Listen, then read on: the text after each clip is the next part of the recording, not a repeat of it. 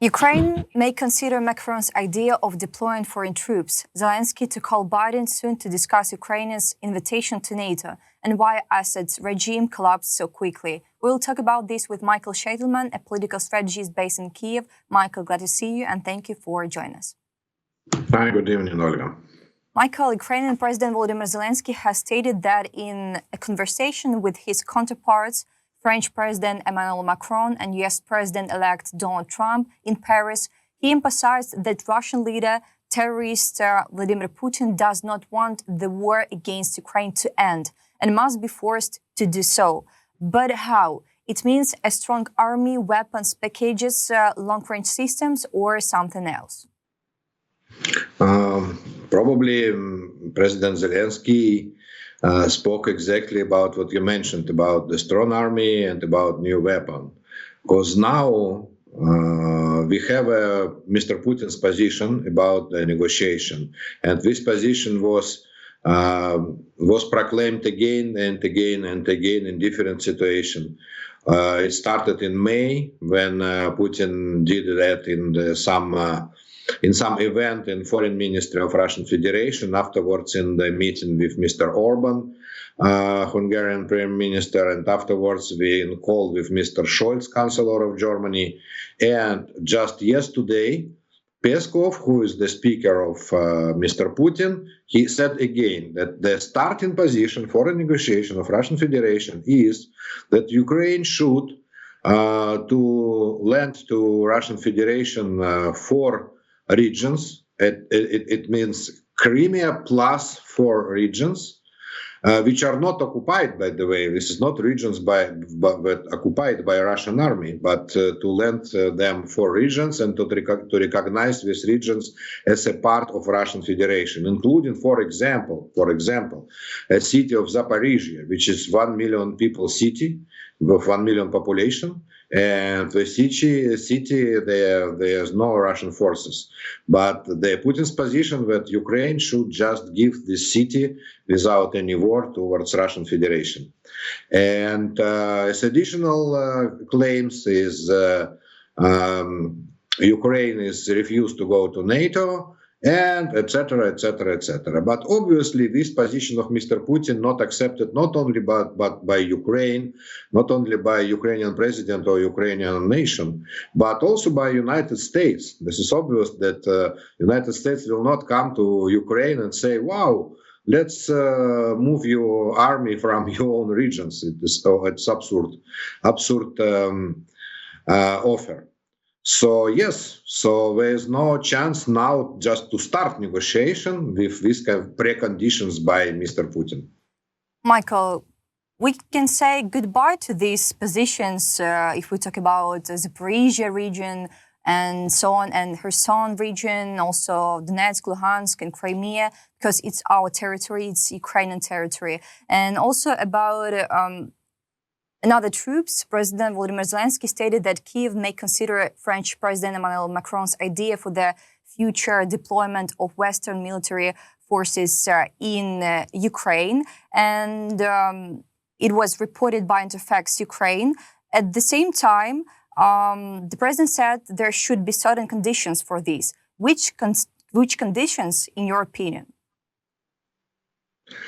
Well, I can't guess that, but I heard something from French president before. I mean, then he brought this idea about to send French troops to Ukrainian territory, when in one of press conferences or in one of interviews, they said that the condition is if Ukrainian army couldn't stop Russian forces, and Russian forces will move towards big cities like Zaporizhia, for example, or like Odessa or like Kharkiv.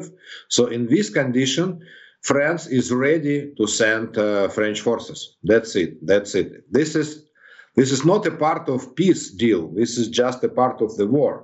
But separately from that, there's the new idea. This is the old idea, which is a year old or something like that. But there's a new idea now in Europe, is to send forces as a part of peace deal with Russia, as peacekeepers. This idea first was brought by German foreign ministry that Germany is ready to send forces if we have any peace deal with Russia. And now I understand that Mr. Macron also is ready to participate in these peacekeeping forces.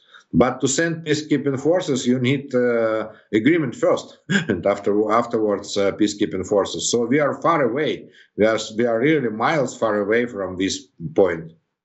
Michael, President Volodymyr Zelenskyy also stated that he will contact the outgoing President of the United States, Joe Biden, to address the matter of inviting Ukraine to NATO. According to Zelenskyy, it is difficult to speak with US President-elect Donald Trump because he has not yet taken his position and does not have all of these legal rights. Do you agree that it makes no sense to discuss with President Trump that while today he is not in the White House, it does not depend on him? I believe that we have another reason to not discuss now with President Trump our membership in NATO. Obviously, when I say obviously, I mean that a lot of sources in Western press and a lot of Western politicians said that Germany and United States are not ready to accept Ukraine in NATO at this stage.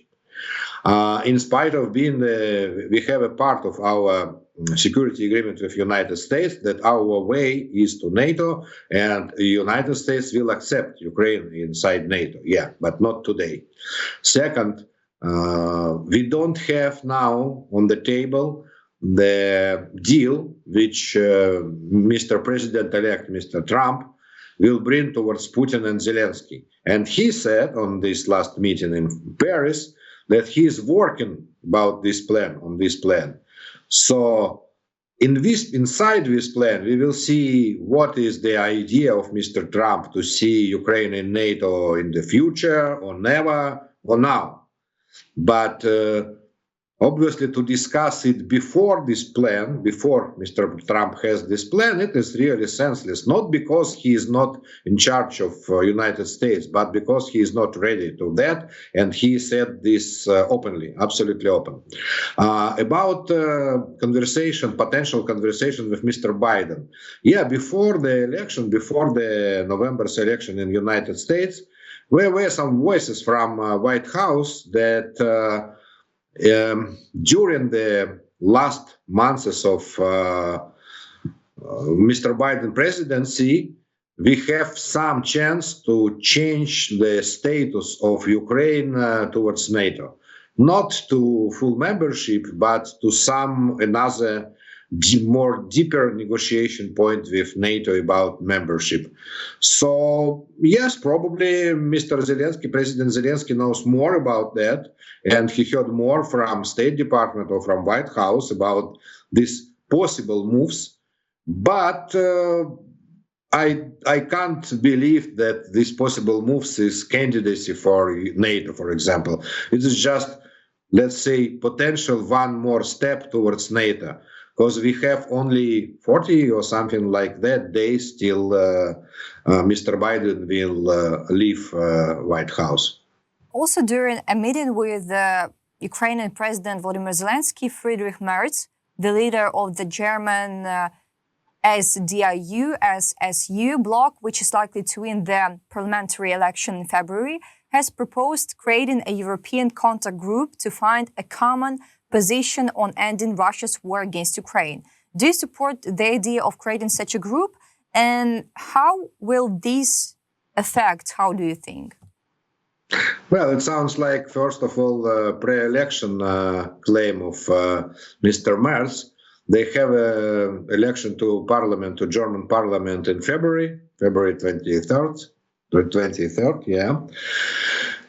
This visit obviously connected to this election, because Christian Democrats in Germany, they have stronger position against Putin than Social Democrats, who now is ruling party. Mr. Merz mentioned last month that when he will be the Chancellor of Germany, he will move some precondition towards Mr. Putin. Or you stop a war during 24 hours, or we will supply Taurus missiles. Taurus, yeah, new missiles, long-range missiles to Ukraine. So obviously he has like tougher position, and he want to bring this tougher position. But this is on the one hand. On the other hand, he knows that last opinion polls inside Germany, they says two news for us. First, yeah, a lot of Germans, 59% or something like that, or more, 65%, they support supplying weapon towards Ukraine. Yes, 65%. But on the other hand, more than 50%, they are ready for territorial compromises by Ukraine. They want from Ukraine territorial compromises towards Russia. So Mr. Merz, who has a general election in foreseeable future, he wants also to bring some new ideas towards this part of German population, and this is more than the half of German voters. So he should bring not only the idea to supply new missiles, but also to bring the idea to supply, let's say, new peace deal, European peace deal. And in this peace deal, Germany and France and probably United Kingdom should be the leaders of this peace deal. But United Kingdom, this is a country which are on the side of US. So United Kingdom will support Mr. Trump plan.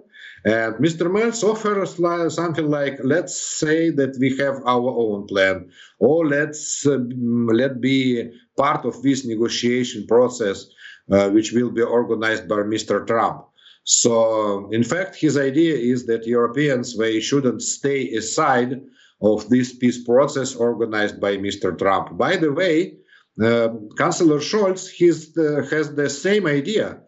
He said, then he called Mr. Putin last month. He said that I called Mr. Putin for that Europe will not stay aside when US starts negotiation process with Russian Federation.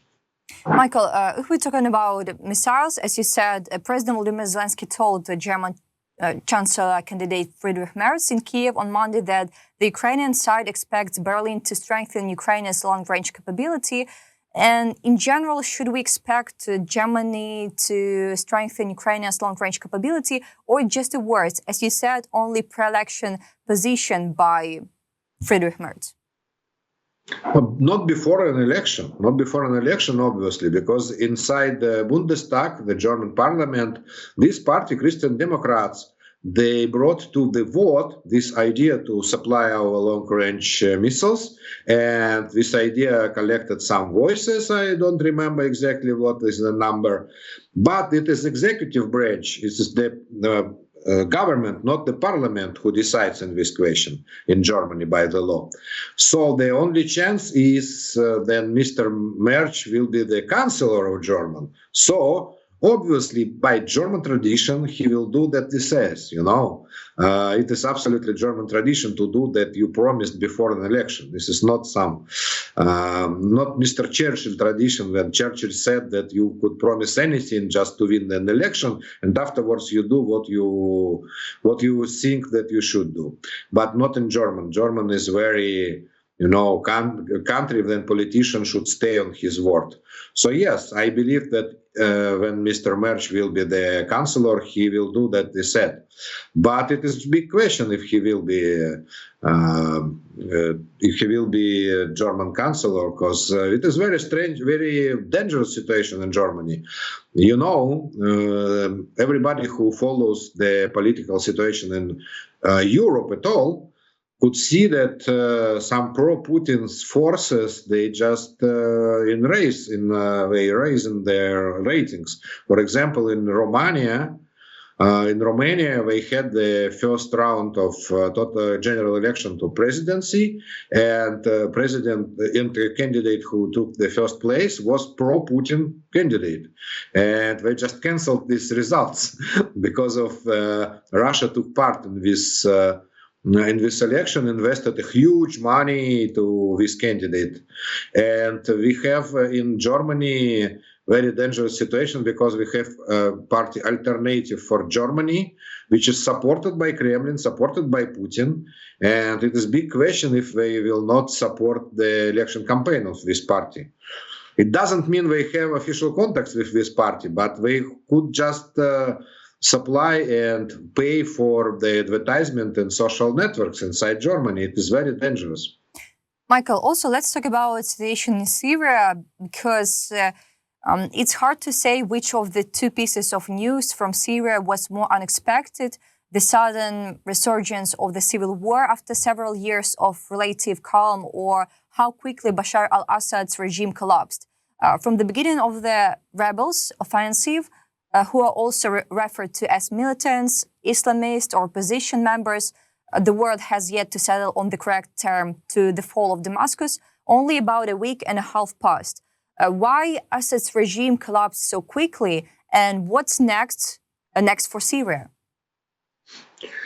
Yeah, it collapsed very quickly, and I put the parallel with the Great October Revolution in Russian Empire, because it took only 10 days. These days in 1917 in Russian Empire, Mr. Dean Reed, the writer, he wrote the book 10 Days Which Shaped the World. So these 10 days, they don't shake the world, but at least these days they shaked the Middle East. Because after this revolution, we could call this revolution with 10 days, the face of Middle East could absolutely change, and to change towards the ideas of former president and former prime minister of Israel, who wrote another book, The New Middle East. So we could have new Middle East. Because the new government of Syria, this is not a government, but the force who rules Syria now, this Tahrir organization, they said that they are ready to negotiation with Israel. And Israel said they are ready to negotiation with Syria also. Israel Prime Minister visited the border between Syria and Israel yesterday, Mr. Netanyahu, and said that Israel is ready to negotiate peace deal with Syria. And it will change absolutely the face of Middle East, because Saudi Arabia and Syria and Lebanon, if we will have a peace deal with Israel, so de facto all of this region will become a part of Europe from a logistic and from an energy supply point of view, and it will change also European economy, I believe. So this revolution, it is very difficult to underestimate that. This is a very, very important revolution. Why it collapsed so quickly? So we can say now that it was obvious, but not everybody knew that all the Assad's regime, they stayed only on Russian army and Russian military force. But this is not the first regime who stay on Russian military forces. The Assad the first, I mean the father of current dictator, Hafiz Assad, who became president of Syria in 1970, he also was supported by Soviet Union and by Soviet army, and de facto Soviet army participated in different Syrian wars, I mean from 1970. And after change of regime from Hafiz Assad to his son Bashar Assad, also the army changed from Soviet army towards Russian army. But during last 3 years, Russian army was de facto withdrawn from Syria. Yeah, they have some military bases, one for ships and one for aircrafts, but they almost not have ships and aircrafts there, and they don't have enough professional personnel, because all the normal soldiers and officers they sent to the war against Ukraine, and they dead, by the way, because they sent them in 2022, and now they have just very few soldiers and officers and very non-professional in Syria. So they couldn't help to Mr. Assad. And without Russian army, when Turkey and US agreed about to remove Mr. Assad, and they obviously agreed. I don't know, was it the current American administration or the new American administration of Mr. Trump, but it was agreed with Turkey. So technically it was not a problem, and politically we didn't see any problem when Russia withdrew their troops. A serious example shows that Russia can be kicked out.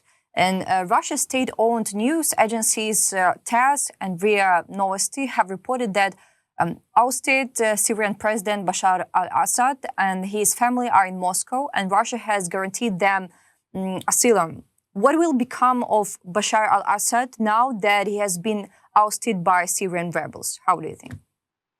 You know, he's not the first and not the last fallen president who flew towards Russia or to the Soviet Union. I remember in Soviet times, we have some dozens of former presidents in Moscow. Nowadays, for example, Mr. Assad, when we put the, former foreign presidents in asylum in Moscow, if we put them in alphabetic order, Mr. Assad, whose second name starts with A, he will not be first, because the first will be former president of Kyrgyzstan, Askar Akayev, who flew from, after the revolution in Kyrgyzstan in 2005, he flew to Moscow, and till now he lives in Moscow. Also, we could mention, for example, Eduardo dos Santos, president of Angola, who flew to Moscow in 2017, and after his death, his daughter, Isabel dos Santos, she is the richest woman in Russian Federation. Yeah, this family, they grabbed all the diamonds from Angola, and now she has the wealth of $3 billion, and she is the richest woman in Russian Federation. So we can bring new names. For example, former Mongolian president Yugzhimin Tsedenbal also lived till his death in Moscow. So first of all, they don't live for free in Moscow. They pay for it. And Assad family will pay for this living in Moscow. And they pay huge money, not the normal price for rent of a flat. They pay huge money towards Russian corrupted bureaucrats for this asylum. And I mean I speak about billions of dollars. Mr. Assad has tens of billions of dollars, and he brought all of this money to Russia, and Russia are ready to sell Russian citizenship and Russian guards and Russian, security to Mr. Assad as the president. And in case, by the way, I didn't mention former Ukrainian president, Mr. Yanukovych, also flew to Russia. And in case, for example, if in Syria, somewhere, will be discussed the question, maybe in Assad times it was better, in 10 years or 20 years. So Russia will bring this candidacy. Wow, we have former president, Bashar Assad. Do you want him or not? Yeah, he is now our agent, but he was always our agent, Russian agent. So why not to put him again and again to put him in the presidency in Syria. So first of all, now we will not hear a lot about Mr. Assad, because he will be just very silent and just to organize his private life. But in some decade, we will hear more, like we heard about Mr. Yanukovych at the beginning of our full-scale war. Russians, they brought Yanukovych. They hoped to put him as a president of Ukraine again. Michael, Dmitry Peskov, the spokesperson for Russia's leader, dictator, stated on Monday, the 9th of December, that the Kremlin is working to establish contact in Syria with individuals or groups capable of ensuring the security of its military bases. And media reports indicate that Russia has requested Turkey's assistance to ensure the safe withdrawal of its troops from Syria. The troops are expected to be moved to Turkish-controlled areas before being airfielded back to Russia. Also, I see that Reuters reported that rebels told Turkey about attack plan 6 months ago. Will Erdogan emerge as the big winner of the Syria crisis, and also the role of Erdogan in all of this? Yeah, about this Mr. Peskov speech, it was two different problems. One of them is Russian forces who spread to all over Syrian territory. I mean, not on the bases, not who are located on bases, but in some small cities, towns, etc. And we don't know how to bring them home now. And we ask for Turkey. Because we know that Turkey has a good connections with the winners, with Syrian opposition, just to bring them home. And this is tactical problem which will be resolved or not resolved during a couple of weeks. And strategic problem is two military bases, because the fate of these bases is absolutely uncertain, and new authorities of Syria probably will not want to have foreign military bases on the territory of Syria.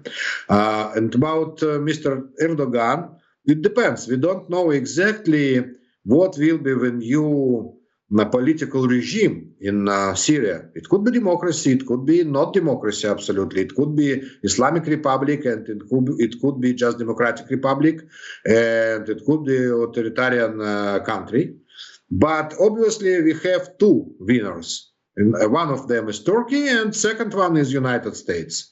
United States invested a lot in Syrian peace and in stopping Syrian civil war, and also United States investment into to remove and to replace Mr. Assad. So now I believe the biggest negotiation is negotiation between Mr. Erdogan and White House about the future of Syrian nation and Syrian state, because we have a lot of options. Michael, thank you for this interesting and informative conversation, as always. I need to say that Michael Sheitelman, a political strategist based in Kyiv, was with us today. The audience, subscribe on this YouTube channel. Also subscribe on Michael Sheitelman channel. We wish you a good day. And of course, see you. Thank you. Bye. Bye.